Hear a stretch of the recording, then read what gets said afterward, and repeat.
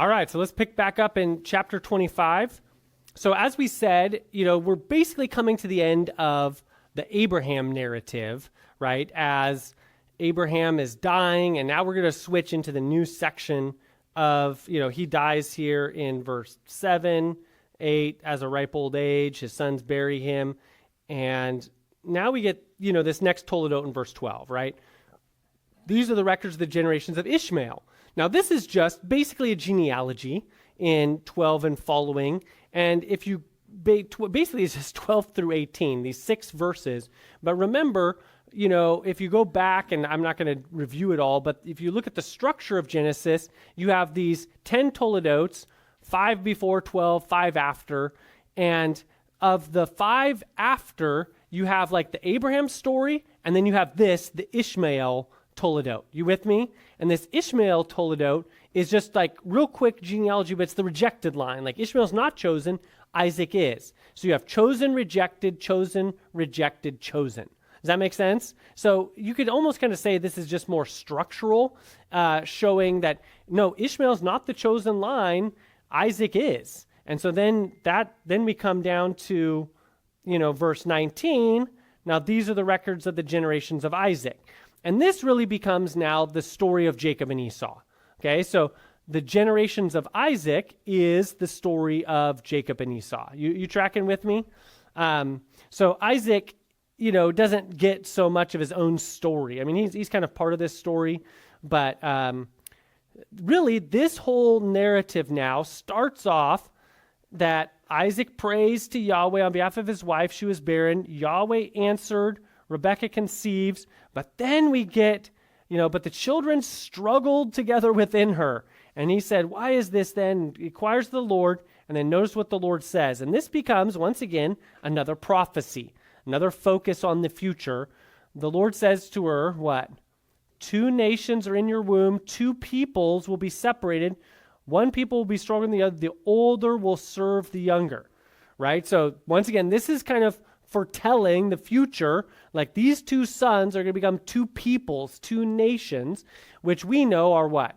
Israel and Edom, Jacob and Esau, okay? And the older will serve the younger. So Esau is older, but he's not the chosen line, right? So Ishmael was older, he's not chosen, Isaac is. Esau's older, he's not chosen, Jacob is. And that, once again, it goes to this theme going all the way into the New Testament, right? What does Paul say?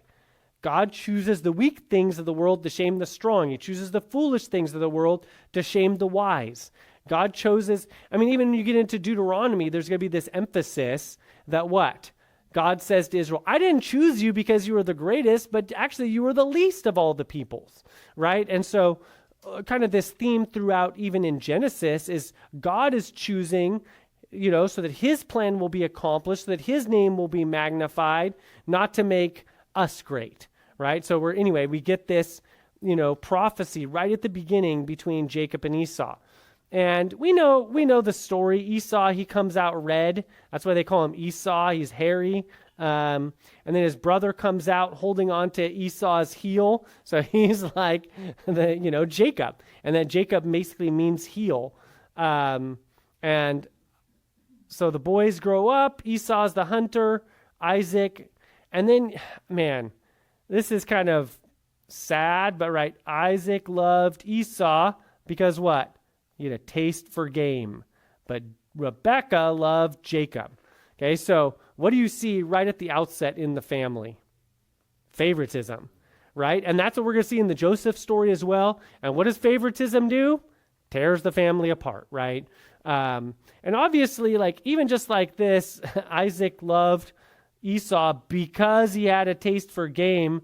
Obviously, it's just fleshly, right? It's not a godly, favoritism here. And so Jacob had cooked this stew. Esau comes in, and Esau says to Jacob, please let me have a swallow of that red stuff, for I'm famished. Therefore, his name is called Edom. So that's the difference between, you think Esau and Edom, it's kind of explaining where all these names come from. Does that make sense? So Edom means red. So the Edomites, they come from Esau, and there's it's making the connection here between Esau and Edom. So the Edomites, that's where they come from. But Jacob, once again, he's sly, right? He doesn't just care for his brother. He just doesn't just give him some food. He says what? First, sell me your birthright. Okay? And Esau's like, I'm about to die. What good is the birthright? He's like, first swear to me. And so he does, right? But Esau despised his birthright. Now, I don't know about you, but I used to think, okay, what's the big deal, right? Like, it's his birthright. It is. I was thinking of it in terms of inheritance, right? So he's giving up his money is kind of how I was thinking about it, right? And so I'm like, well, why is this really a spiritual issue? I don't know. That's how I don't know if you were processing it that way. But that's how I've kind of processed it at first. I was trying to scratch my head because we're going to see throughout Scripture this is a big deal, right? And why I would say it's a big deal is because really the inheritance and the birthright is more than just about money. It's really being, as we're going to see, the heir to Isaac. It's part of the plan. And so Esau here, he's kind of despising all of that, isn't he? He's like, it's not just about the money. It's really being part of God's plan. It's caring about what's actually important, and he was just caring for soup. Obviously, the book of Hebrews is going to get into that and just talking about, the author of Hebrews talks about how Esau really was, if we want to use this word, carnal. That's kind of the word that maybe a good translation for the word the author of Hebrews uses. He's just wanting soup. He's just fleshly, right? And he's missing out on the spiritual blessing of being part of the Abrahamic covenant. And so it wasn't until I really kind of connected those dots that you could see why this is such a big deal, rather than just he traded soup for money, but no, he was actually despising being the heir, being a part of the plan, being a part of, he should have known, right? He's a grown man at this point. He's a hunter, right? He should have known the Abrahamic covenant and promises and plan of God to bless the world through them. I'm sure their parents and grandparents, Abraham's dead, but his father would have passed that on, and he just despised it all. And so he's, as we know, he's not the nation, he doesn't become the nation of Israel. He's the nation of Edom, their enemy. They're a part of the plan. They're not, God's chosen people. Okay, does that make sense? So we're kind of seeing this unfold. But Jacob, he's loving the right thing, but how does he get there? Through deceit. Okay, so once again, we're seeing, you see this prophecy from the beginning that the older will serve the younger, but what we're seeing here is Jacob manipulating and tricking and trying to get that by force rather than really just trusting God for it. Like God said it's going to happen, there should have been just this trust. And so really this whole story, the whole Jacob story really is a story that he is a deceiver. He's a manipulator. He's constantly trying to get what he wants and to steal and lie and trick and manipulate to get what he wants. And it's really a lack of trust in God. And yet, I think this is really, with the Abraham story, you're like, Abraham's really trusting God. He's really walking with God, and God's blessing him, and you're seeing just his faithfulness. Now he sins, but that's encouraging to us because we know that God doesn't use perfect people, because none of us are perfect, and yet God still works through him and even protects him. With the Jacob and Esau story, we're like, Jacob's got, he's a deceiver from the beginning. Everything about him is manipulative, and yet God has chosen to use him. And so what we're going to really see in this story is if God chooses to use him, what has God got to do? God's got to break him. God's got to humble him, and that's what God's going to do. No, just so how you pronounce Esau? Esau was, even if there were twins, so Esau is the firstborn, right? So he's supposed to have the heritage, right? Yep. But God said no, that the first one gonna serve. God said it anyways that Jacob is gonna have that that his brother's gonna serve him. He still wants to. Yeah, he's still grabbing it for himself, right? Yeah, because this is that I really get it because they're twins. So I was confused. So Esau was considered the first. Yeah, because they were born right after each other, but Esau came out first, and then in that culture, right, the firstborn is the one who gets the kind of the birthright, the inheritance, right? Yeah. Okay, is that are we tracking with the story here? Yeah, and then the first one, because Jesus is the first one, right? So he served us. Yeah. I mean, there's some good connections there. Yeah. All right, so let's keep moving. So now we're going to kind of get into, the story of now there's a famine in the land. Now it's like besides the famine that occurred in the days of Abraham. So Isaac goes down to Gerar to Abimelech. So now we got Abimelech again. And what does he say? The Lord appeared to him and said, "Do not go down to Egypt. Stay in the land I will tell you. Sojourn in this land, and I will bless you, you and your descendants, and I will give you these lands, and I will what? Establish the oath which I swore to your father Abraham." So, once again, what we're seeing here is God reaffirming the covenant with Abraham with Isaac, and we're seeing it continue on, right? I'll multiply your descendants as the stars, and then once again, it's what? It's because Abraham obeyed me and kept my charge, my commandments, statutes, and laws. So it's like Abraham obeyed me, so I confirm my covenant with him, and I'm going to be faithful. And once again, keeps getting repeated, what? And all the nations of the earth will be blessed. And once again, your descendants or your seed. I mean, you keep seeing this Abrahamic covenant reaffirmed. Okay? But then when the men of this place ask about his wife, what does he say? Oh, she's my sister, right? So, I mean, you're like, why? It almost seems silly, like, wait a minute, why he's doing the same thing his dad did. But I think there is even the more I've thought about this, the sins of the father transfer to the sins of the son, like we see that's a principle even in the Torah, right? And I think it's just human nature, right? Like you've seen just your parents, their ways of like sinning, and it's easy to just kind of inherit those, so to speak. I mean, Isaac is still responsible for his sin, but that same area of weakness that his father had, the same fear of man that his father did, he has too. And so it's almost this, how do I put this? We often see, even at break Stephen was talking about, even in the Torah, we often see like paradigms of things that will continue on later. And that's kind of what you're seeing here is like the same thing happening. It's like a prototype and it kind of follows in the same pattern. So I think there is a lesson there about just the danger of falling into the same sin of our parents. And once again, that's explicitly brought out in the Torah.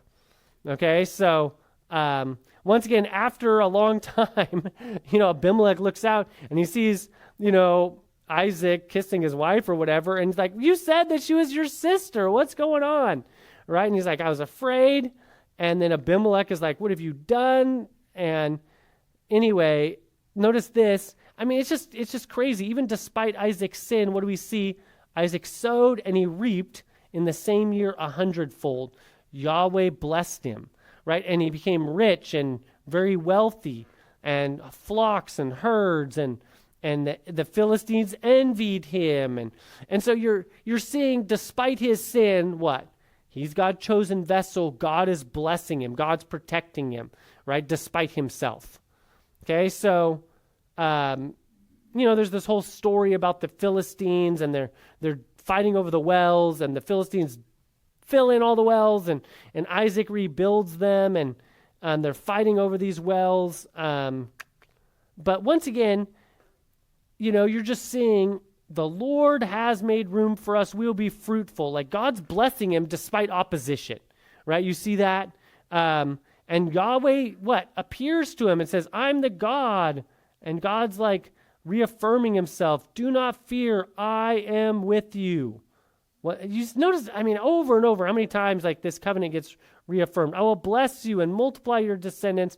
And then this is a phrase that now you're going to see the rest of the Old Testament, "for the sake of my servant Abraham," right? So, from this point on, you're always looking back, and God's like, I'm going to do this on behalf of Abraham. Abraham's dead, but I'm going to keep my covenant to him. You see that? So it's getting transferred to Isaac, but now, like with Abraham, I mean, kind of going back to your question, John, like it was at some level kind of contingent, like, and God wanted Abraham to walk with him, and he kept confirming it, but then it kind of gets ratified and he dies. And now from this point on in history, it keeps going back to like, I made a covenant with Abraham for the sake of him. I'm going to keep it. It's kind of like locked in at Abraham's death at that point. And kind of like it was unconditional kind of in Genesis 12, but it kept getting ratified and kind of like solidified, as God's plan unfolded and became sure. And now it's kind of like nailed in written in stone, so to speak. And the whole rest of the Bible, like, for the sake of my servant Abraham, for the sake of Abraham, for the sake of Abraham, and then even the Davidic covenant, it's going to be unconditional too. For the sake of David, and they keep coming back to those two covenants as like unconditional. Okay? Anyway, but notice this. So this is, once again, you see this point. We see plainly that Yahweh has been with you. So now we said, let there now be an oath between us, between you and us. Make a covenant with you. Okay, wasn't that the same thing we saw with Abraham, right? As God is blessing Isaac, right? That God is just blessing him. And so the Philistines even are saying what?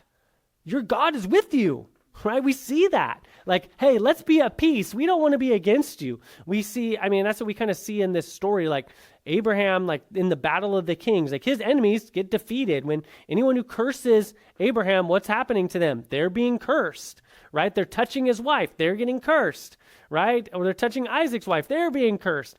Like God is with them, right? And so we're seeing just that once again, Isaac now, this covenant has been transferred to him. God is with him just as he was with Abraham. But now it's not so much on his behalf, but on behalf of Abraham, because God's going to keep his promise to them. And then notice this, right? I love this statement. You are now the blessed of Yahweh. They have a feast and they ate and drank. So once again, they're in relationship with Isaac. There's this covenant. There's this peace between them. And I think, once again, not to spend too much time, but I do think there's some cool application here. Once again, as we're God's people, I think there should be a measure of this. Now, there's one sense that as followers of Jesus, the world's going to hate us. They're going to hate us on behalf of Christ. I think there's another sense that as believers, like our neighbors should like want to, eat with us and like celebrate with us, and like God's blessing us and we're just blessing them. And there's this overflow of like relationship. And Jeff Vanderstelt writes a lot about that kind of stuff. I really like that flavor. But I think, once again, there's kind of a tension there, even in the New Testament. But there is this aspect, like we know God. God's blessed us. We want to just bless to be a blessing and overflow. And like there's a sense in which people should, want to be our friends because like we're selfless and we know God and we have joy and peace and even like we're not lazy. And so hopefully most of us have jobs. We're able to share and be generous and that's like a blessing to others around us. And that's really this kind of this picture that Israel was supposed to be, this light to the nations. And you're seeing it once again kind of prototypically in the patriarchs. Does that make sense? Okay. So they find water and they dig up the wells. Anyway, so you're just seeing, yeah. And then you're seeing as well, kind of at the end here, Esau, he's marrying these Hittites, right? And they're bringing grief to Isaac and Rebekah. So you're kind of seeing the Canaanites and their wickedness, right?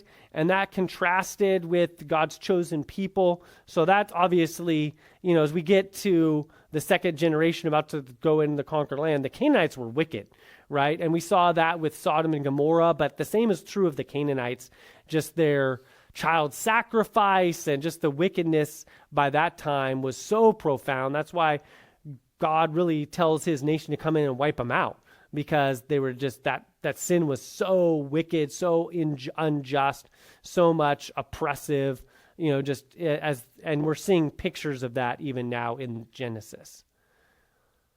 All right, so now we get to kind of the second major event where Jacob tricks his brother, right? So Isaac is old, he can't see any longer, and he calls Esau to him and says, hey, I'm old, I'm about to die, so go get me some game, prepare this savory dish, and I'm going to bless you before I die. But man, his wife, right, Rebecca, was listening. And once again, this favoritism, she loves Jacob and not Esau. And so her older son goes out to hunt, and she's actually the one instrument in like all of this, isn't she? And so she comes to Jacob and is like, hey, here, let me tell you what to do. You go out, do this. I'm going to prepare a dish, and you put on this goat skin to trick your father. She's like instigating the whole thing, right? I mean, it's pretty bad going on here, right? Anyway, his mother says to him, your curse will be on me, my son. So she's even like, hey, if he curses you, it will be on me. Like, just do this, because she loves Jacob instead of Esau. And so they do this, and basically Jacob lies to his father, tricks his father, and, this is so bad. He's like, how did you do this so quickly? He's like, oh, because Yahweh, your God, caused it to happen to me. I mean, how bad is that? He's lying about God. He's lying about, the whole thing. But in any case, Jacob feels his skin, and he feels like how hairy because he tricks him. And he's like, are you really? He's like doubting it, but he tricked him, And so he comes close, and then he blesses him. And he says, you're the son, you smell like a field which the Lord has blessed. And so he says, may God give you the dew of earth, the fatness of the earth, the abundance. May people serve you and nations bow down to you. Be master of your brothers. May your mother's sons bow down to you. Cursed be those you curse. Blessed be those who bless you. Right? So this is this blessing that Isaac now kind of invokes on his son. Now, so I think this was a question earlier, right? It's like, why is this blessing actually work, right? Because today we're kind of like, think of a blessing as kind of like a wish, but once again, the idea here goes back to priestly language. In fact, in Leviticus and Numbers, we're going to get like the Aaronic blessing. The priests were actually called to bless the people. And once again, the idea here is, as a priest, you are a representative of God. And so when you bless someone, you're actually speaking on God's behalf. It's really that language of like an ambassador. Like if you go to China and sign some document, to China, it doesn't mean a hill of beans, right? You're just a random person that goes to China. But if you're the ambassador of the United States to China and you go and sign some treaty or whatever, that then has weight. Why? Because you're the ambassador. Does that make sense? And so it's really the kind of that same idea with the priest. Like you're representing God. You have a relationship with God. You're an ambassador. That's when you think of priest, you should really almost think of that ambassador type language and idea here. And so that's what's going on here. Like with this covenant, Isaac is in relationship with God. He's functioning as this priest. And so his blessings, and obviously the end of the book of Genesis, you got Jacob blessing the sons. And those blessings are, once again, they're like prophetic, aren't they? And that's what's happening here. This blessing is prophetic. And that's, once again, because they're a priest. And so their blessings are have God's backing behind them. And they a lot of them are prophetic, which once again speaks to the fact that God is in control of the future. He's sovereign. He's going to ensure that these prophecies come to pass, because it's speaking of the fact that God's going to orchestrate the future to bring about his plan. Does that make sense? You see a lot of these, if we were to kind of like list and enumerate the major themes of Genesis, blessing would be a major one, and that has to do with God is good, and so all good comes from God, but also this idea of like the priesthood, also the idea of God's future plan and his sovereignty to bring about that plan. So you're seeing a lot of these themes, just kind of interwoven throughout these sections. Yeah, any questions? Yeah. I'm a little confused. Maybe I'm not getting something. What was the birthright that Esau gave up if he still needed Isaac's blessing? Yeah, they're just separate. So the birthright is kind of like the inheritance, and the blessing is just this, what you just see here, this pronouncement of blessing. And so they're two separate things. They typically both would probably go to the firstborn son. And, as we saw, as we see, especially since Isaac really had favoritism for Esau, he was intending to make his brother serve him and bless him in this way with this kind of prophetic blessing. But obviously he got tricked into blessing Jacob instead. But as I said, when we get into, Jacob's then blessings on the 12 tribes, the 12 sons at the end of Genesis, those blessings are very prophetic as well. They're kind of similar to this. Do you notice how this blessing here kind of echoes the language of the Abrahamic covenant? Like, in you, all the nations will be blessed. Like, he's kind of transferring. So the two, obviously in God's plan and providence, they both went to Jacob because Jacob is going to be the chosen line and not Esau. And that goes back to the prophecy right when they were in their mother's womb, right? That was God's plan from the beginning to choose Jacob instead of Esau. So, and yet, once again, you're seeing Esau take that by force and manipulation and lying and tricking rather than, once again, you can get into all these hypotheticals. Well, if he hadn't tricked it, how would God have done this? I don't know. That's a hypothetical, right? This was all part of God's plan ultimately, but we know that Jacob's way of doing this wasn't right, and God was going to accomplish his plan despite us. But I would say that, we're going to see how Jacob does this. It results in just conflict in the family, obviously, and his brother wanting to murder him. Yeah, we'll go and then come back. I just had a question about that earlier statement you brought up about what was it, God remembers his servant Abraham, or God, what was that statement? God, there's various language, but he does this for the sake of his servant Abraham. I don't know if is there any connection, but I don't know when the first time what's the Hebrew word hesed or steadfast love comes in. When Scripture talks about that, does it mean God's remembering like the Abraham covenant or a specific covenant, or is it just a general? Well, so that word hesed, we've already seen it several times here. Like even the time I remember is like when Abraham's servant goes and finds a wife for Isaac. The servant is like, God, you're this faithful God. You're a loyal God. You keep your promises. So generally speaking, the word chesed, God's loyal love, his faithfulness, it often is associated with God keeping his promises. And I would say the primary promise in the Old Testament is the Abrahamic covenant, but it's not the only one, right? There's the Davidic covenant. There's the new covenant. Like in that sense, the word itself doesn't always refer to the Abrahamic covenant. It's just like God keeps his promises. He's faithful. He's loyal to us. He's in relationship with us. But it often does refer to the Abrahamic covenant, but not exclusively. It's more generally like God keeps his promises, but one of the main promises in the Old Testament is the Abrahamic covenant. All right, that's helpful. Yeah. And just another observation, one of the things I was noticing, because like you were saying before, how like despite Abraham's sin, God still kept the promise. Right.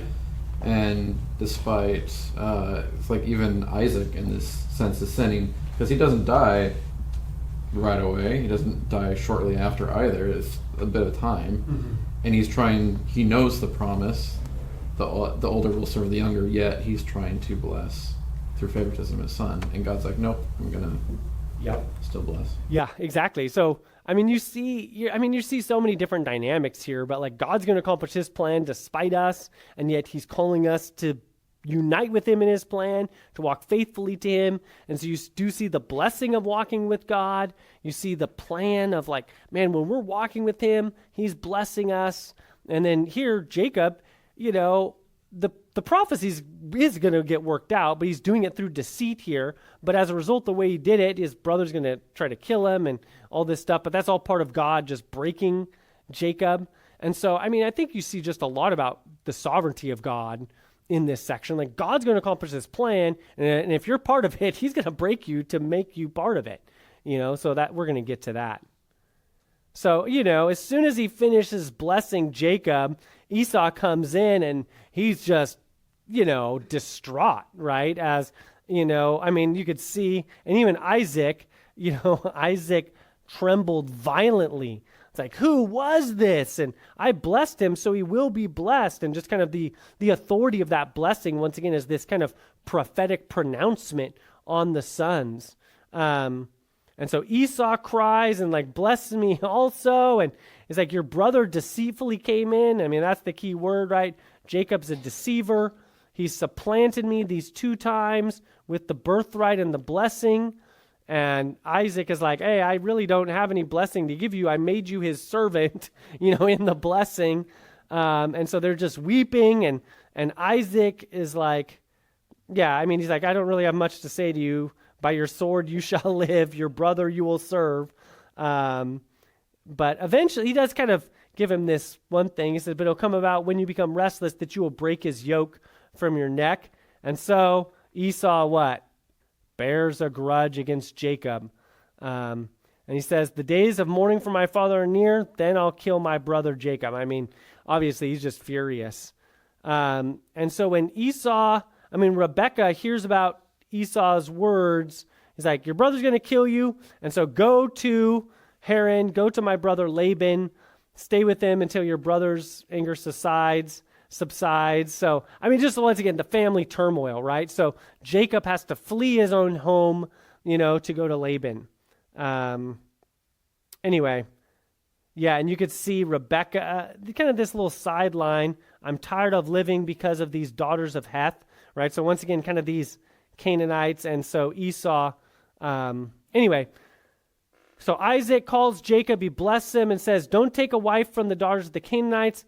Go to Padam Aram, to your father, go to Laban. And then once again, he blesses him again.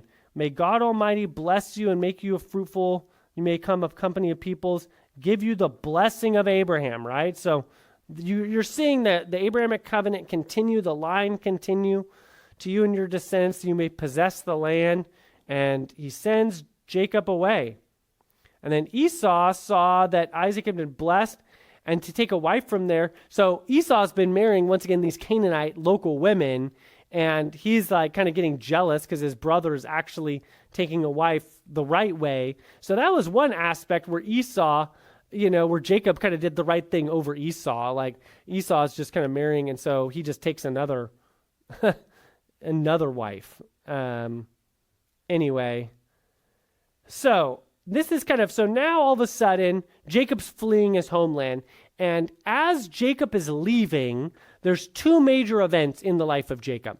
And one is here in verses 11 and 12, that as he's fleeing for his life, he comes to a certain place, spends the night, the sun had set, it's dark, he's taking a rock as a pillow, right? And in verse 12, what? He has a dream.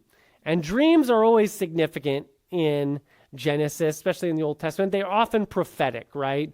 And so he has this dream, and there's this ladder, right? Ladder set on the earth with its top reaching to heaven. And the angels of God were descending and ascending on it. Okay, so you've probably heard of this before, Jacob's ladder. It's very likely, we just remember the Tower of Babel, and we talked about like this quote-unquote ziggurat, like this. That's probably what's being spoken of here, like this tower ladder to heaven, and angels like this staircase to heaven ascending and descending on it. So this place, you could think of it, I mean, once again, the idea here is relationship with God, entering into the presence of God. And then God stood above it and said, I am Yahweh, the God of your father Abraham, the God of Isaac. The land on which you lie, I will give it to you and your descendants. So God is now reaffirming the covenant to Jacob. So given to Abraham, affirmed to Isaac, now it's passing on to Jacob. And once again, he's reaffirming the covenant. Your descendants will be like the dust of the earth. How many times have we seen this, right? The promise of seed, right? And once again, how many times in you and in your descendants, all the families of the earth will be blessed? I haven't counted how many times that gets reaffirmed, but it's over and over, right? So that's the Abrahamic covenant being now reconfirmed to Jacob. And he's like, what? I'm going to give you this land. So you see it again, right? What's the Abrahamic covenant? Land, seed, and blessing. Seed is like descendants, same word, okay? So land, seed, and blessing, that's what we just saw here in this text, isn't it? And it's reconfirmed to Jacob. And, and this is this key statement, right? As he's fleeing, because remember, he's fleeing the promised land, isn't he? Right? He's going back to his uncle Laban to get a wife. He's fleeing from his brother who's about to kill him. So he's leaving the promised land. But the point is, God's like, I am with you. I'll keep you wherever you go, and I'll bring you back, and I will not leave you until I have done what I have promised you. Okay, you see that? So once again, God's going to keep the covenant. And even though Jacob, by manipulation and deceit, he's got to flee for his life. He didn't do it the right way, but God's going to be faithful to keep his covenant to him. So this moment at Bethel here is, once again, this massively significant moment that God affirms to Jacob that he's going to be with him despite the fact that he's leaving the promised land. He's got to bring him back. And so the other major moment we'll get to in a little bit is actually when he comes back, right? So he meets with God as he leaves, and he meets with God as he comes back. And now for the next few chapters, he's going to be with Laban outside the promised land. Okay, any questions? So he says, wow, he's like, obviously the Lord is in this place. And I didn't know it. How awesome is this place? It's the house of God. It's the gate of heaven. And so he comes and he creates a pillar, and he calls this place Bethel.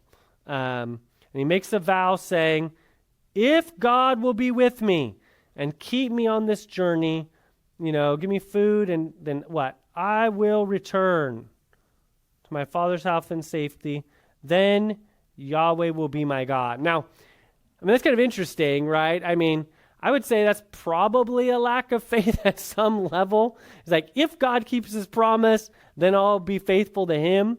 But there is an aspect of faith here, right? Where he's like, okay, I'm going to leave. I trust that God's going to be with me. And when I come back and so he sets up this stone as a pillar, and of all that you give me. So we keep seeing this tenth, this idea of the tithe, this offering that's given to God. And so he promises, like, we could really call this a vow that he's taking for God. Like, okay, God, you've promised to be with me. If you keep your side of the deal, I will worship you. I'll give you a tenth. So this is in the Old Testament. This is a vow. And there's provisions for vows made in the Old Testament. And they're not necessarily, I would say they're actually good, because you're actually depending on God that he's going to keep his side of the deal. And if he does, you're promising to give him and to worship him and whatnot. So I don't think it's just all negative what he's doing here. Okay, you with me? But this is hugely significant as God kind of transfers this to Jacob. But he comes to the east. He looks, he sees a well, and, so this is very similar to the story of how Isaac finds his wife, is how his son Jacob finds him. He's like, hey, where are you from? And there's Rachel, right, coming with the sheep. And she comes to water them, and he sees... Jacob sees Rachel, the daughter of Laban, his mother's brother, the sheep. He kisses Rachel, lifts up his voice, he weeps. He kind of tells the whole story, like, oh, I'm fleeing from my brother, I'm your relative, and he tells Laban all these things. And, anyway, so he's like going to stay with him for a while. He's going to work for him. And he's like, what should your wages be? And Laban has two daughters, obviously Leah and Rachel.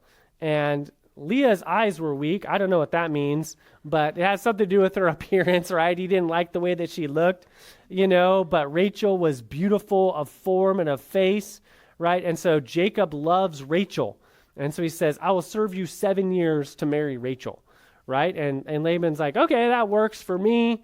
It's better to give her to you than to some other random person. And so he just works for Laban for 7 years because of his love for her.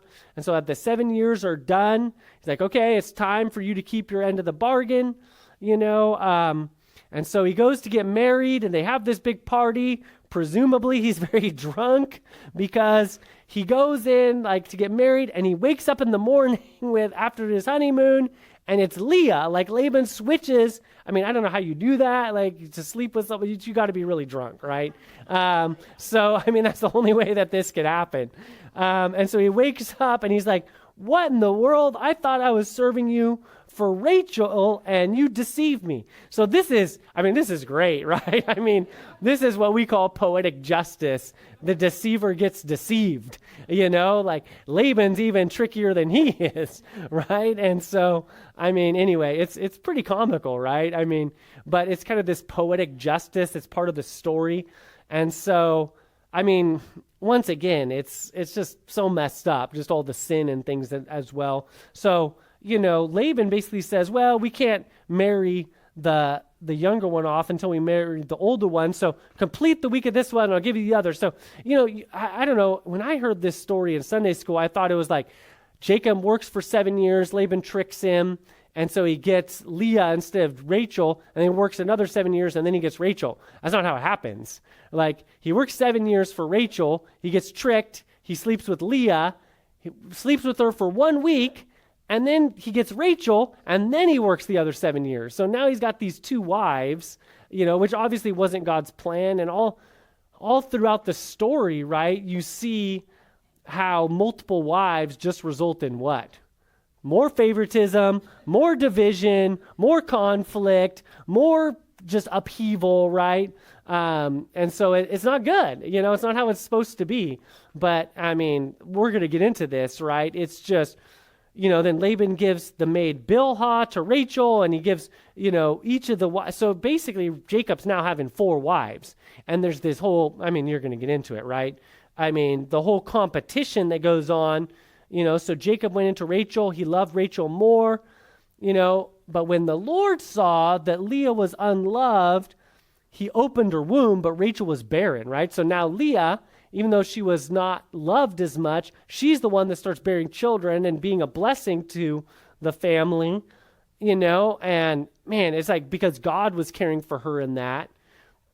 Man, and she bears these sons, because she's unloved. God's opening her womb. And so, I mean, all throughout this, like whether it's with Abraham's maid, Hagar, or now with Leah, the unloved, like you see God caring for these women who are being rejected because of the sins of the men, like God's caring for them despite, the sin that's going on, right? So anyway, you could see God like hearing and caring for Leah.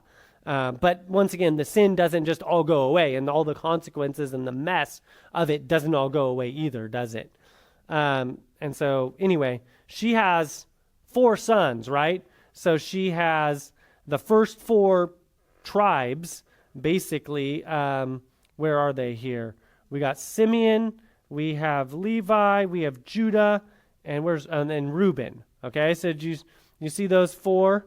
Let me see here. I could try to label them all so we could see them. But those are the first 4 tribes, right? And I think this gets really important into, like, as the story unfolds, who is the son through whom the promise of the Messiah is going to come? Judah. Okay, so we'll watch this as we continue in the story. So obviously Judah is through whom the Messiah is going to come.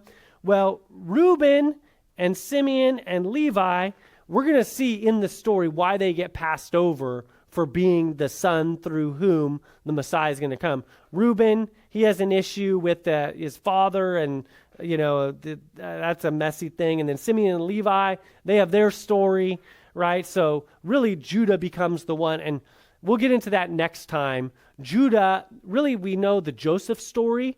I would say really it's going to be the Judah and Joseph story. Anyway, so we'll get into that next class. But here you see the first 4 sons. And really this becomes super, how do I say this? So once again, it's written to the second generation as they're about to go into the promised land. That second generation, these millions of people, they are what? The descendants of these 12, aren't they? Right? So the 12 tribes are an integral part of who Israel is. And what's interesting is there's going to be a lot of prophecies and kind of details about these brothers that then play out in Israel's history. Does that make sense? So for example, like we said, Judah, obviously King David is a descendant of Judah. That's really significant. And we're also going to see the two major tribes in the nation of Israel end up being Ephraim, which is one of Joseph's sons, and Judah. So, and those really become the northern kingdom and the southern kingdom.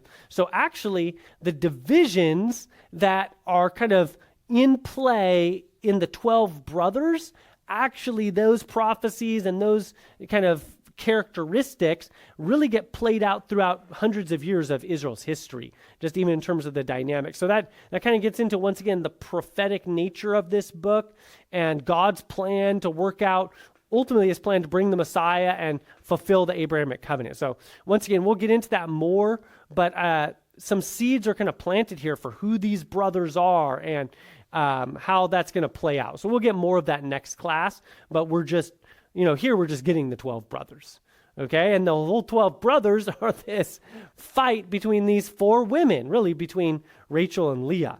So now Rachel is all upset because Leah's giving all the sons to Jacob, and so she becomes jealous, and so now she's, once again, give me children or I'll die, just like, you can imagine being Jacob. It's like his wives are fighting, they're all up in arms, and so Jacob's anger burns against Rachel, and so he's like, am I in the place of God who has withheld from you the fruit of your womb? So, he's tearing into his wife. It's just a mess, right? And so she's like, all right, well, here's my maid, Bilhah. Why don't you go sleep with her so I could have children through her, right? So once again, it's just messed up. And so Bilhah conceives, and then Rachel's like, God has vindicated me, heard my voice, and so she names him Dan, which has to do with kind of judgment and vindication. And then she preserves, has another son named Naphtali. And then Leah's like, well, I've had 4 kids and now I've stopped, so now let's use my maid till I get some more. Right? It's just like, oh my goodness, right? So she takes her maid Zilpah and is like, hey, Jacob, I want you to sleep with my maid too. And so then Gad and Asher get born. And I don't know, I've lost track how many kids is that. But anyway, and then finally Reuben goes and finds some mandrakes, and mandrakes were thought of as like an aphrodisiac. I don't know how this worked, but anyway, so Rachel is like, hey, I'll trade you, give me those mandrakes and you could sleep. So they're all fighting over Jacob. It's just a mess, right? Anyway, so he slept with her. God gives, heed to Leah. She has a 5th son, and so calls him Issachar, and then a 6th son, Zebulun. So we're getting all the tribes here, okay? We got to get up to 12. And then she bore a daughter named Dinah. This is only, I'm sure there was other daughters named, but mostly the sons are named because they're going to be the heads of the tribe. But Dinah is significant later in the story, so she's getting named here, where she's coming from. And then finally God, and then here's this key language, right? God remembered Rachel and opens her womb and has a son named Joseph. Okay, so that's the 11th son. All right. And so finally, so once again, it's just a mess, right? And that mess is going to translate into the nation of Israel. Like there's mess in the nation of Israel. It's flowing out of this mess, right? There's division within the tribes. That's flowing out of this mess and this division. So once again, sin has consequences, right? It's not best to not walk with God. But once again, this is still part of God's plan. And he's working this out for the nation of Israel. So once again, it's not good, but it's not apart from God's sovereign, providential outworking of his plan. So finally, notice this. Jacob is like, okay, I've got all my kids. I've served you all these years. It's time for me to go. And Laban, notice what Laban says? I have divined that Yahweh has blessed me on your... We keep seeing this, don't we? Right? Jacob, despite all his sin, he's what? He's the chosen line. He's the one through whom the covenant is going to be enacted. And so guess what? Laban is being blessed on account of Jacob. They're both tricksters, right? They're both not walking with God in that sense. And so I mean, it just gets worse, right? So Laban's like, okay, tell me your wages, and you've just, I've been blessed as a result of you, and Jacob's like, the Lord has blessed you. Oh, sorry. Anyway, so he's like, once again, God's blessing on Jacob wherever he goes. And so he says, what shall I give you? And Jacob says, don't give me anything. Just do this one thing, and I will pasture your flock longer. And what is he doing? He's scheming. He's tricking, right? He's like, just let me go through your flock and remove the speckled and spotted sheep, and and that will be my wages. So my honesty will answer for me later when concerning the wages, and everyone that's not speckled and spotted will be considered stolen. And Laban's okay, good. Now it's a little bit unclear exactly what's happening here from a technical standpoint, but if I'm going to put my understanding of this, Jacob is getting involved in genetics here, right? And he's been working for his father-in-law all this time. He's been observing. He's kind of noticing how breeding happens. And so, I don't know all the details here, but I think he's, it talks about he removed the striped and the spotted goats, the speckled and the spotted, right? You see that? And he takes them into the care of his sons. And then he goes, and then he's doing this thing with rods of poplar and almond and plane trees. He's peeling them white, and he's doing something to manipulate the mating of these goats. And I don't know all the details here, but he's kind of causing certain goats to, breed with other ones, and he's basically breeding the whole flock to be his. Okay, and I don't know all the details of like the genetics of it here, but that's my best kind of understanding of what's going on here. So once again, he's like, oh, Laban, I don't need anything of your wages. Just give me these spotted and striped sheep, and then we'll know which ones are mine and which ones are yours, because whichever ones are spotted and striped are mine and the rest are yours. And Laban's like, oh, okay, that's cool. And then he comes and he's like peeling these rods somehow and forcing, and he's like breeding. And so by the end of it, they're like all his, right? So once again, he's just manipulated his father-in-law, tricked him out of all his flocks and herds. Laban did it to him too. It's just trickery, back and forth, manipulation, lying, and stealing. And notice this, whenever the stronger of the flock were mating, he'd put the rods, right? They'd mate by the rods. So anyway, it's not exactly clear what's happening, but what? The man became exceedingly prosperous, had large flocks of female maidservant camels and donkeys. So, partly through manipulation, right? But he's just getting this huge flock.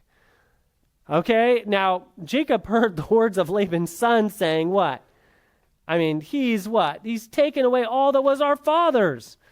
Everything. He's made all of his wealth out of our father. So once again, what is this causing? All this trickery and deceit, conflict, just like with Esau, right? You can't steal from your brother and expect him to be cool with it, right? And you can't. So he's stealing from Laban now, and Jacob's like, ooh, it's not so friendly here anymore. Because initially, right, they're all kind of being blessed as a result of God's blessing on Jacob. But now Jacob's just like getting selfish and taking it all for himself. And so Jacob's like, okay, time for me to peace out here, guys. I'm leaving. And so he sends Rachel and Leah to the field. And he's like, oh, I see that your father is not friendly with me. All right. But it's kind of just ironic, but the God of my father has been with me. It's true, but it's also like, I don't know, trickery and manipulation. So, I don't know if this is just Jacob lying to himself or if this is true. He's like, your father has cheated me and changed my wages 10 times. However, God did not allow him to hurt me. It's a little bit, I don't know what to make of this. I think they're both just tricksters, right? So it's probably true. Like Laban is like changing, well, the spotted are yours. No, the striped are yours, or just keeps changing on him. But I don't think Jacob's innocent in this either. He's manipulating and trying to get them all. So they're just lying and cheating each other. They're angry at each other. And yet somehow God had been with him through it all, despite just his... that's why I entitled this section, The Faithfulness of God Despite Deceit, right? God has been with him despite just all the sin. In any case, God, the angel of the Lord, the angel of God shows up to Jacob and Jacob says, here I am. Once again, lift up your eyes. I mean, we keep seeing that throughout Genesis, God lifting up the eyes. I've seen all that Laban has been doing to you. So at some level, Laban has been tricking him. He says, I'm the God of Bethel. We anointed a pillar, made a vow. Arise, return to the land of your birth. Okay, and so they're going to flee.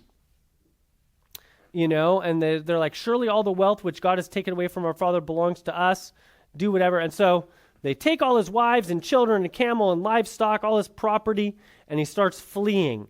And verse 19, when Laban had gone to flee his flock, what does Rachel do? Rachel stole the household idols. Jacob deceived Laban. And it's hard to see in English, and I'm not going to find them all, but if you go through this chapter, this word here, like Rachel stole, that word stole is probably like 10 times in this chapter. Like, I think it's the same word here for deceived. I'd have to go look it up in Hebrew. I didn't mark them all. But once again, the emphasis is on just Jacob's deceit. He's stealing from his father-in-law. Rachel's stealing from her dad. Once again, just all this deceit. Okay? And so Laban is like, Jacob is fleeing with kind of all his stuff and his kids and his grandkids and all the flocks and everything. But despite all of Jacob's stealing and trickery and deceit and manipulation, what happens? God came to him, to Laban, in a dream and says, be careful that you do not speak to Jacob either good or bad. Right? So God is intervening, right? Because who knows what Laban's going to do at this point? I don't know. I mean, they're obviously not on friendly terms. But God intervened, and so Laban says to Jacob, why have you deceived me? Carry away my daughters like captives, right? Why did you flee secretly and deceive me? So you just see this emphasis on deceit, deceit, deceit. I mean, Jacob's a deceiver, right? And he says, it is in my power to do you harm, right? So presumably that's what he was going to do, right? He was going to harm Jacob, but what? God of your father spoke to me and says, be careful, don't do it. And so, but he's like, why did you steal my gods? And then Jacob's like, I was afraid. I thought you'd take my daughters from me by force. And anyway, but Jacob doesn't know what Rachel did. So he's like, hey, whoever stole your gods, take them. But anyway, so then Rachel's now lying. She puts him on the saddle and she's like, oh, I'm sorry, Dad. You can't look in there. I'm on my period. Don't look in the bag. So once again, she's lying to try to hide the household gods that she stole from her dad. I mean, once again, it's just all a mess. That's this section here. Oh, Lord, don't be angry. I can't get up. She's sitting on the idols. She's like, oh, sorry, I can't get up. The manner of women is upon me. It's a total lie. And so he searched and doesn't find the idols. And so Jacob gets angry. Anyway, you're accusing me you're accusing me of stealing your gods. See, they're not here. We didn't steal them, but they did. So it's comical, right? And it's just it's hard to even untangle the mess of who's cheating whom here. It's just such a mess, right? I'm sorry, and then for Rachel steal their idols, it's like they're stealing, like she's bringing what they believe. Right. So she brings all that too, like Yeah. that. I mean, not just physical or like the material things, like the Right. The gods. the view. Yeah. The views are. Yep. Oh my gosh, this is horrible. Yeah. It's terrible, right? All right. So then Laban is like, okay, these are my daughters, and so. But ultimately, then look what happens. Let us make a covenant. So once again, you keep seeing this. Let it be a witness between you and me. So even despite all of this, Jacob is still blessed, and Laban still wants to make a covenant with him at peace, right? Because God is with him, and God intervened, right? I mean, Laban was going to come in and harm Jacob, but God intervened to spare Jacob. All right? And so they make this witness stone, and whatever. Jacob promises not to mistreat his daughters. So they offer a sacrifice, and early in the morning, Laban arose, kissed his sons and daughters, and he departed and went to his place. Okay, now, chapter 32. As Jacob went on his way, once again, the angels of God met him, And Jacob, when he saw, this is God's camp. And so Jacob sent messengers before his brother Esau in the land of Seir. He commanded, saying, thus you used to say to Esau, thus says your servant Jacob, I've sojourned with Laban. I'm coming back. I have all these oxen, and I want to send you these that I could find favor in your sight. So what's the situation now? As Jacob's returning back to the promised land, what's the last time he left? He was fleeing from his life, not from Laban, but from Esau, right? Esau was ready to kill him. And so as he's coming back, what is he trying to do? Get favor with his brother, right? Who wanted to kill him. And so he's sending all these messengers ahead, and he's like, and then what do they come back and say? Hey, your brother Esau's coming, and 400 men are with him. So what is Jacob? He's terrified, right? I mean, his brother is coming with basically a little army, and Jacob's what? Afraid, distress. And what does he do? Man, this manipulator, he divides the people who were with him into two companies. And he's like, if Esau comes to one company and attacks it, then the other one can escape. And man, Jacob, this guy, he says, O God of my father Abraham, God of my father Isaac, O Lord, who said to me, return, and I will prosper you. So he is quoting, he's like, I'm unworthy of all the loving kindness and all the faithfulness. So there's your words, chesed and emet, faithfulness and truth, that you have shown to your servant. I've crossed this Jordan, now I've become these two companies. And so he's like, deliver me from the hand of my brother, from Esau, that he will come and attack me. And he's quoting God's promise back to him. For you said, I will surely prosper you and make your descendants as the sand of the sea. So he's pleading with God, right? And he spends the night there, and he gets this present, to send to Esau to appease him. And all these 200 goats and, ewes and rams and cows and colts and all this. And he gives them to his servants. He's like, hey, go take all this to Esau. Let's appease him. Right? He commanded, the one in front saying, when my brother meets you, and then they're just all like, oh, more animals. And they're just he kind of sets it up that as they finally meet Esau, they're just going to meet him with present after present after present after present to try to calm him down, right? You see what Jacob's doing? And the second and the third, and then they're just going to keep saying, oh, Jacob, and you see what he says here, I will appease him in the present, perhaps he'll accept me. And so they go ahead and rose that same night, and he takes his children and he divides them, and he sends them across, but then there's this key section, okay? And this is really, I think, the most important part of the whole Jacob narrative. And Jacob's left alone. So this coward, he literally sends all his family, all his flocks ahead of him. He's in the back, he's in the rear, because he's afraid of his brother, right? He's like, well, maybe I'll escape at least. Come on, man. Your wives, your children, you're sending them all in front of you. He even puts Leah in front of Rachel. He's showing favoritism even there. It's so messed up, right? But this is, I think, the key section, right? Jacob was left alone, and what? A man wrestled with him until daybreak. And when he saw that he had not prevailed against him, he touched the socket of his thigh so that the socket of Jacob's thigh was dislocated while he wrestled with him. And he says, let me go, for the dawn is breaking. But he says what? I will not let you go unless you bless me. So he said to him, what is your name? He says, Jacob. And he says, your name should no longer be Jacob, but what? Israel. And obviously, we saw Abram's name changed to Abraham. That's very significant. It's kind of like this change of identity, right? And so now Jacob's identity has changed because you have striven with God and men and have prevailed. And Jacob asked him, what is your name? He says, why do you ask his name? He blessed him there. And Jacob named the place Peniel, what? I've seen God face to face, and yet I've preserved. Okay? Where's that? Wait. Anyone? I'm trying to remember. I thought he says something about his name being wonderful. Is that in here? I don't see it. Maybe I'm thinking of something else. In any case, what's so significant about this narrative? Well, he met God when he was leaving the promised land. Now he wrestles with God and he returns. And I think the idea here is Like the manipulator is being forced to recognize that the only way that he could be blessed is what? From God. I was like, he's like, I will not let go until you bless me.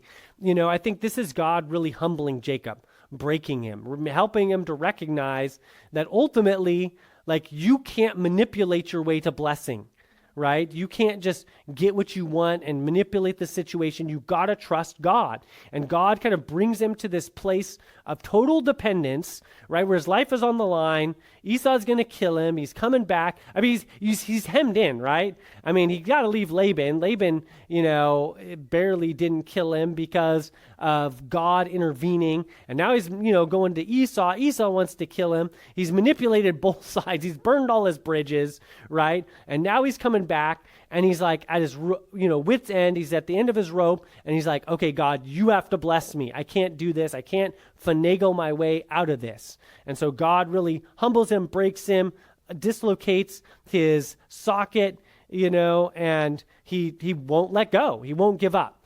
And I think that's a lesson. I mean, you could use this as an analogy for prayer. Like, are we that dependent on God that we won't give up until we recognize God is the only solution that we have? Okay? Yeah.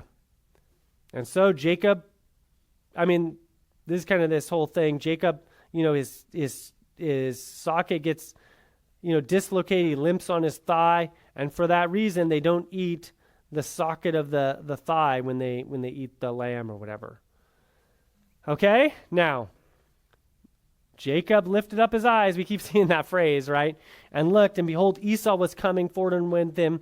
He divided the children among Leah and Rachel and the two maids. Notice this. He puts the maids and their children in front, then Leah, and then Rachel and Joseph last. Once again, even though he's been humbled and broken, the guy's still manipulating, right? He's still like, ooh, I'll put my worst favorite kids first and then my favorite kids last, right?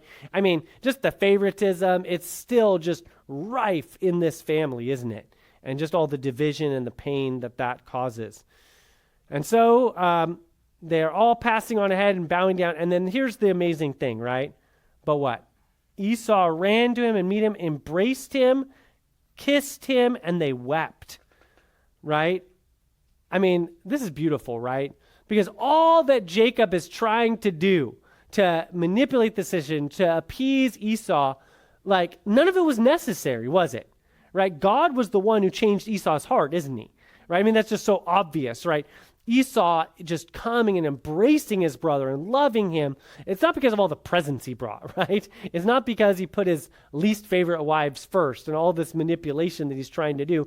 Like, he should have trusted God from the beginning and wrestled with God. Like, that's where his blessing was coming from, instead of all his scheming and planning and manipulation, right? And I think we see the lesson, right? Like, the question really is, will we trust God? What does it mean to walk by faith? It means to trust him and not to try to, even try to get God's plan, but to do it our own way, right? Because ultimately, like, God promised to bless Jacob. God promised to make him into the promised nation and land and seed and blessing. But he's just kind of manipulated and get it for himself rather than really just trusting God. And so I think there's a huge lesson, like, God is going to keep his promises. He's going to be faithful. He's going to bless his children. He's going to accomplish his plan. We don't have to lie and cheat and steal and manipulate to try to get the blessing. Like, the blessing comes from walking with God. And all that he did to try to manipulate Esau wasn't even necessary, was it? Right? What he really needed was to wrestle with God and to recognize his dependence on God. And so as it comes to the end, like, they're just rejoicing, like, Esau's like, where are all these kids and all these flocks? Like, obviously God had just been blessing Jacob. It was through his deception, but in one sense it was just despite his deception, right? God was with him. And so he's like, wow, I've, found favor, and anyway, Jacob still tries to, like, appease him. He brings him a gift. And in any case, they go their separate ways. I'm trying to... Anything else I want to point out here? Any questions about this section? So, at the end of the story, I mean, kind of the rest of the chapter is just kind of the resolve as they kind of go their own ways. But that key moment is when they finally meet. Man, all of his manipulation wasn't necessary. Yeah. Yeah, okay, two questions. One, back when Jacob was wrestling with God, did you mention this before? I don't remember, but I thought I've heard someone say that doesn't Jacob mean like deceiver or something? Yeah. Or it does. Okay. Yeah. So is that significant when God's saying, Yeah. what's your name? He has to sort of confront. Is that? Yeah. So he changes his name to Israel. He's striven with God. So obviously the nation of Israel gets his name here. It's this new identity that Jacob has. He goes from being the deceiver to being the one who is striven with God. Yeah, is that what you're asking? Well, before that, when he wasn't yet Oh. God's name, it kind of feels like he has to like confess that, Let me. I'm just curious, is there a significance that after he asked God for blessing, doesn't God say, what's your name? Yeah, okay, yeah, let me look back at that. I was thinking I maybe misread that. I have to go back and look at it. Which verse is that?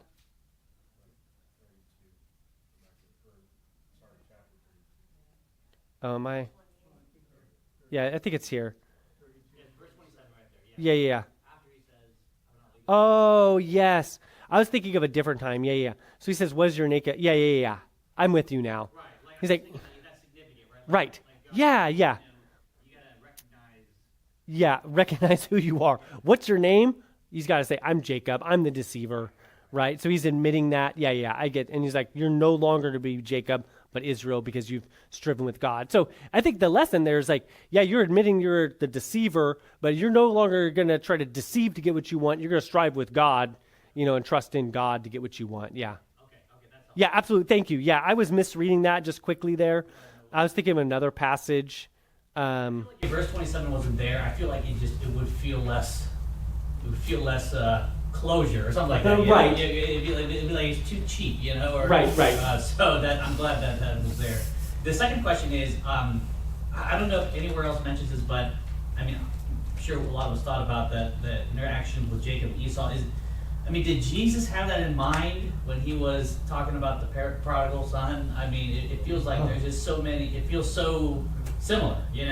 Jacob was he's like, the prodigal son says, "Hey, I'm gonna, try to be a servant of my, my father's servants, and I'll be like that." And then I don't know. Is there any? It could be. Yeah, it could be. I mean, there are definitely some key similarities. Yeah. Obviously there's some differences too. So, I mean, obviously, the father versus the brother and whatnot. But yeah, I think there's some key similarities there. So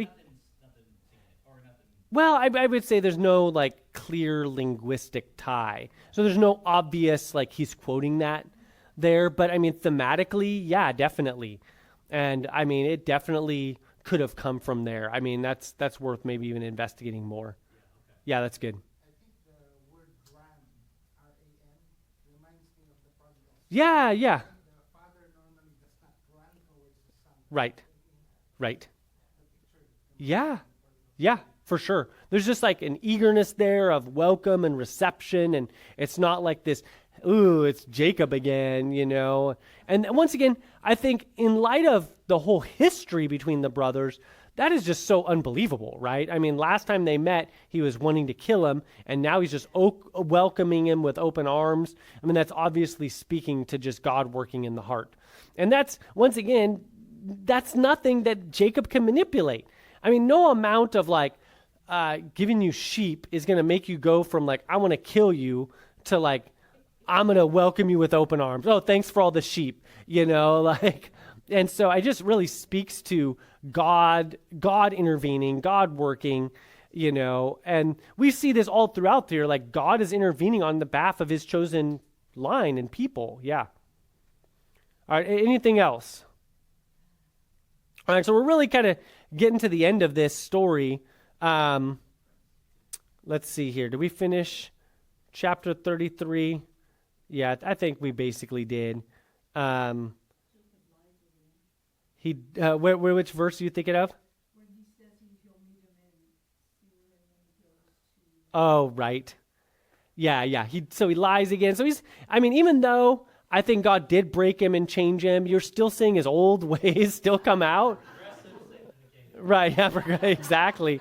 Right. So, but at the same time, like God did break him. And so I think there is a significant change there, but it's not, I mean, I think that is a lesson, right? It's like, he's not perfect. He still wrestles with the same struggles. Yep. Yep. All right. So now we get to chapter 34. And chapter 34 kind of seems out of the blue. It's this crazy chapter about Dinah, right? The daughter of Leah, whom she had born to Jacob. And this is significant, right? Because, this is why in the story early, it told us that she was born to Leah, because who are Leah's two other sons that are going to play into this story? It's going to be, where are they? Here, Levi and, well, my brain's not working here. The second and third sons of Leah. Not Judah. Simeon and Levi. Yep. So anyway, this story, so Dinah is the daughter of Leah. Simeon and Levi are also the sons of Leah. So once again, they're all brothers and sisters, but kind of who your mom is your closest, to. And so Shechem is a Canaanite, right? He's the son of Hamor the Hivite. And anyway, he comes and he rapes Dinah, right? He lay with her by force. And he was deeply attracted to Dinah, and he loved her, and he spoke tenderly to her.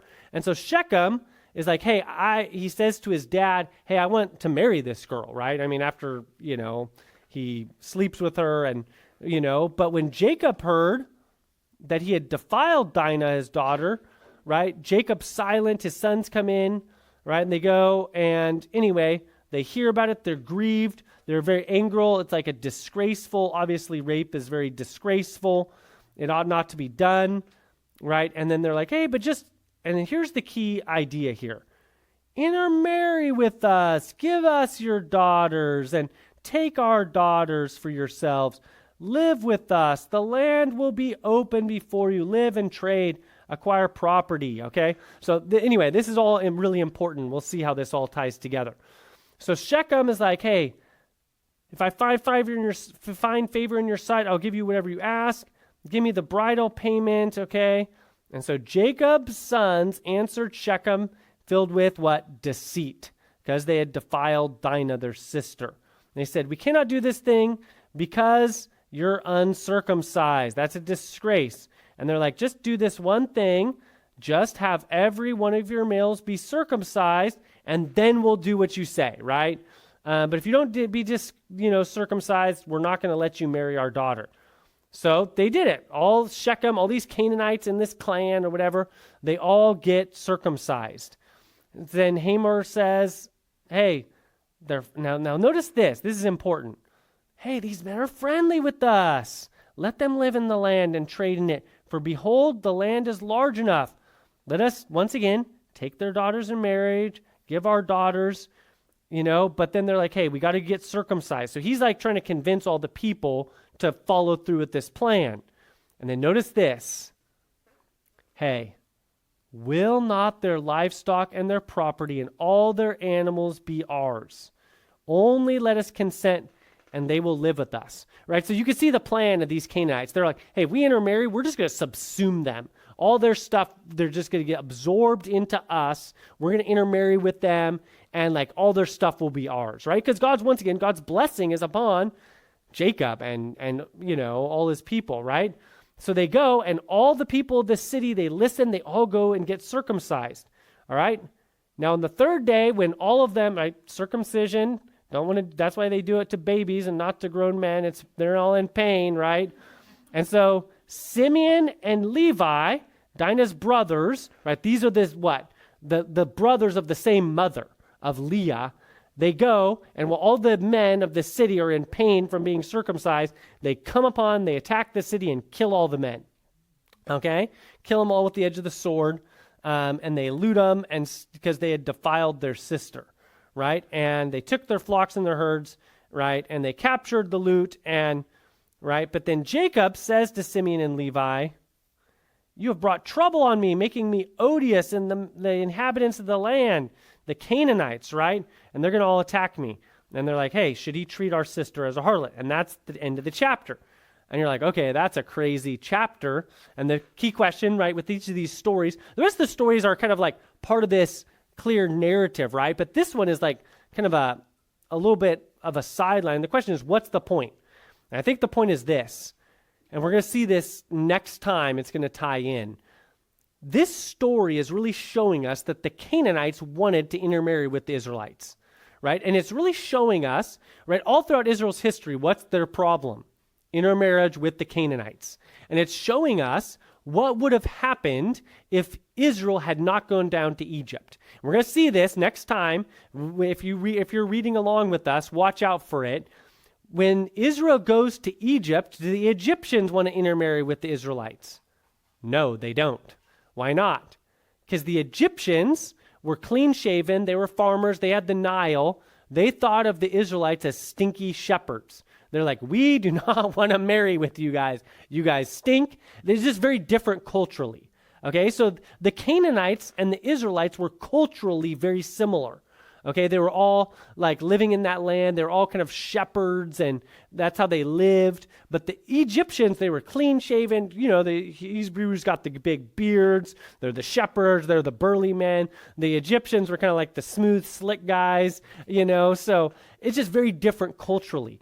And really what this story is showing us, and we'll see this next time, is that this is actually all part of, like, even when you think about, if you think about the whole Joseph story and God bringing his people to Egypt, right, to avoid the famine, and how he brought Joseph to Egypt, and is a preview of where we're going next time. Really what this is showing us, this is all part of God's sovereign plan to bring his people, these 70 people, into Egypt, where they won't intermarry with the peoples, so that they could grow into a nation that's distinct and has this identity as the nation of Israel, as the people of God. That was all part of God's plan to preserve his people. And this chapter is really showing us why that was necessary, because if they would have just stayed in the land of Canaan, they would have been intermarried and subsumed into the Canaanites and would have never developed into the people of Israel. And so you could really kind of think of the nation of Egypt and Israel's time in Egypt kind of like an incubator for the nation, right? For them to grow, kind of like you put an egg into an incubator, like to let it grow without its mother, you know, like the heat lamp and whatnot.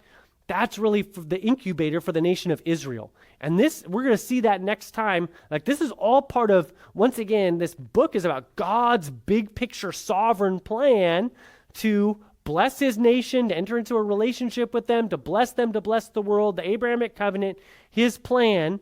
If his plan involves the nation of Israel, they got to be the nation of Israel, right? And they got to be distinct. And so, anyway, this chapter, even though it seems like this random weird chapter about Dinah and rape and it's like, it seems like a random chapter that doesn't fit in.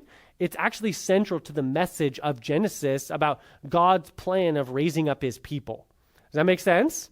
Okay, so anyway, it seems like there's going to be one other kind of random chapter in Genesis in chapter 38, so kind of watch for that one and be asking yourself the same question. Why is this chapter even in here? Because it doesn't fit into the narrative, but both of those chapters are kind of like these, almost like, not a flashback, but these like total off-scene, like even in a movie you'll have that sometimes, right? Where it's like this total change from the storyline, you got some other thing going on, but in the end it ties in and you see how it's part of the story. Does that make sense? Okay, so anyway, this is all, once again, this book is about God's plan, his purpose. Like, he's the one that's moving the Abrahamic covenant forward. His plan is moving forward. He's going to sovereignly bring it about.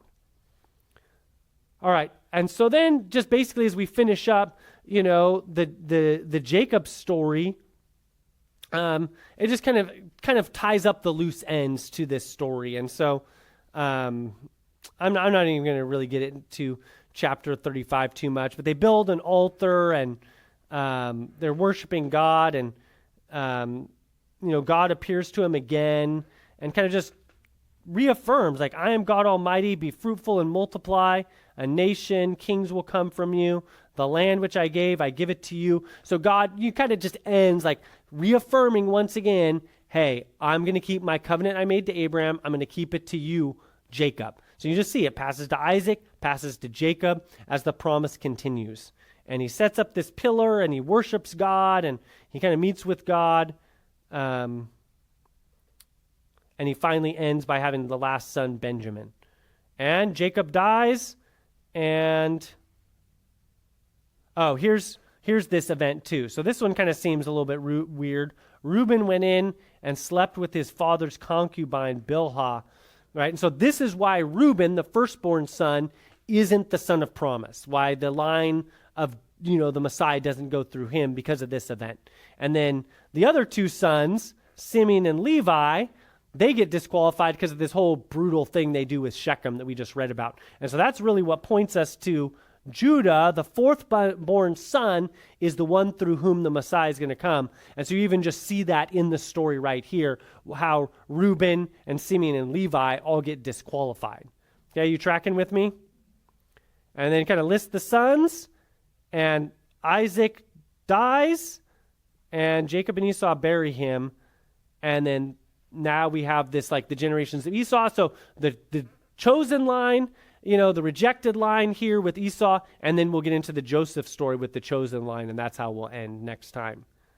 Okay, so that's a bunch of 24 chapters in a nutshell, right? So a lot of ground we covered, but hopefully we keep tying it into the big stories so you could see really what God's doing, which, as we've said over and over again, has so much to do with the Abrahamic covenant.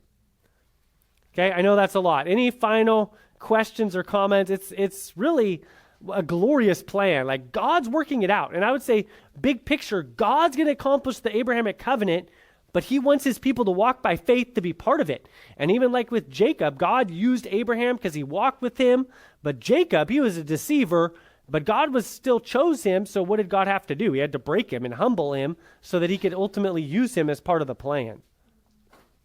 And yet we keep seeing God's people in relationship with him, functioning as priests, blessings spilling over to others, even the Philistines and others, just seeing the blessing and hand of God upon them.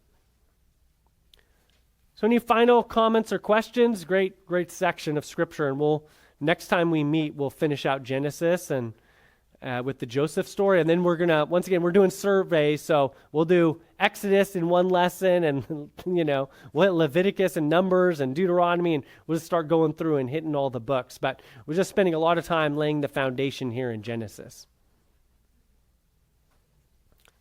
Comments or questions? All right. Well, have a good one, and we'll talk soon.